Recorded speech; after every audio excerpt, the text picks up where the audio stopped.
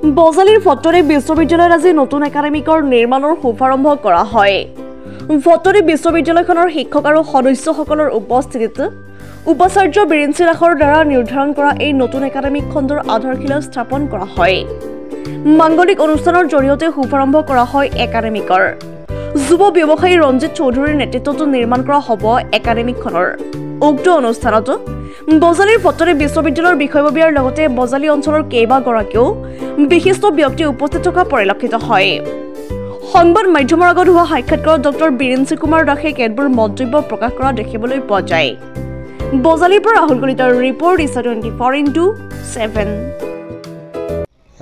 আমি ভালেমান দিনৰ পৰাই এবছৰৰ অধিক কাল ধৰি ইয়াত এটা নতুন ভৱন এটা নিৰ্মাণ কৰাৰ পৰিকল্পনা কৰি আছিলোঁ। অৱশেষত আমাৰ অসম চৰকাৰৰ PWDয়ে তৈয়াৰ কৰি দিয়া যি পৰিকল্পনা মতে তেওঁলোকেই এই কামটো চোৱা চিতা কৰি আগবঢ়াই নিয়াৰ যি ব্যৱস্থা কৰিছে তাৰ জৰিয়তে এক নতুন শৈক্ষিক ভৱনটো এটা L শ্বেপৰ ঘৰ এটাৰ কাম আৰম্ভ হৈছে। প্ৰায় ৭,০০০ বৰ্গ ফুটৰ এই ঘৰ ১ কোটিৰ আশে-পাশে ইয়াৰ বাজেট আমি এইখিনিত সজাৰ এটা ব্যৱস্থা কৰিছোঁ।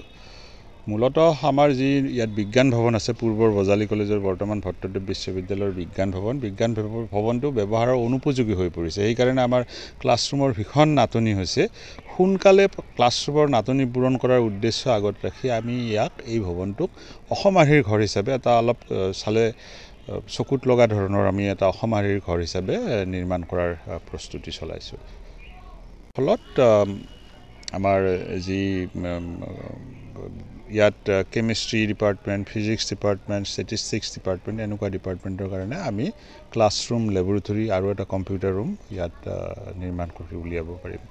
কিমান টকাৰ অৰিজিনেল প্লেন মতে এইটো ১,২০,০০,০০০ মান টকাৰ পৰিকল্পনা আছিল, কিন্তু সদ্যহতে ১ কোটি টকাৰ কাম হ'ব, প্ৰায় ১ কোটি টকাৰ। কিন্তু ইয়াত হয়তো আৰু সংযোজন হ'ব, পিছলৈ ফাৰ্নিচাৰ আদিটো লাগিবই আৰু আন বস্তু কিবা-কিবি সংযোজন হ'লে হয়তো মূল খৰচৰ পৰিমাণটো বাঢ়ি যাব আৰু এই পুঁজি যি ব্যৱহাৰ হ'ব আমি আমাৰ নিজা পুঁজি ব্যৱহাৰ কৰি এই ভৱন নিৰ্মাণ কৰিম। ভট্টদেৱ বিশ্ববিদ্যালয় চেষ্টা কৰি আছোঁ আমি এই ভৱনটো তাৰ এটা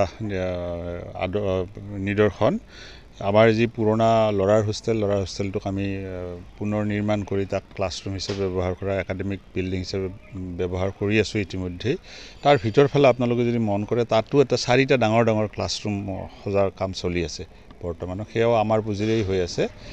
তাৰ উপৰি সবাতোকৈ পুৰণা ল'ৰাৰ হোষ্টেলৰ, আছাম টাইপৰ ল'ৰাৰ হোষ্টেলৰ পিছফালে আৰু এটা দুমহলীয়া ভৱন অসম চৰকাৰৰ পুঁজিৰে তাতো নিৰ্মাণৰ কাম চলি আছে। আমি চেষ্টা চলাই আছোঁ।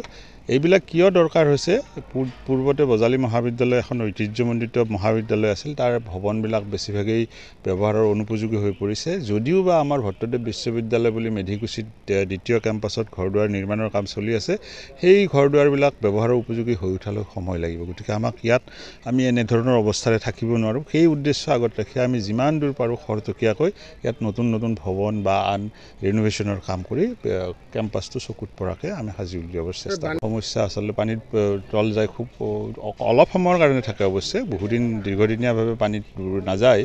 আমি সেইবিলাকৰ ব্যৱস্থা কৰিছোঁ। এইবাৰ ভেটিবিলাক ওখ কৰিম আৰু লগতে আমি কেম্পাছত যিমান ড্ৰেইনৰ দৰকাৰ আছে গোটেইবিলাক আমি এড্ৰেছ কৰাৰ চেষ্টা কৰিছোঁ।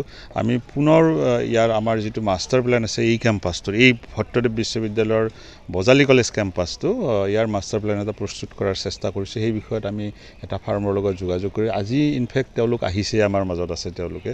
আমি মাষ্টাৰ প্লেন এটা সৃষ্টি কৰি যাতে এটা আটক ধুনীয়া কেম্পাছ হৈ পৰে তাৰ আমি চেষ্টা এটা চলাই গৈ আছোঁ এতিয়া।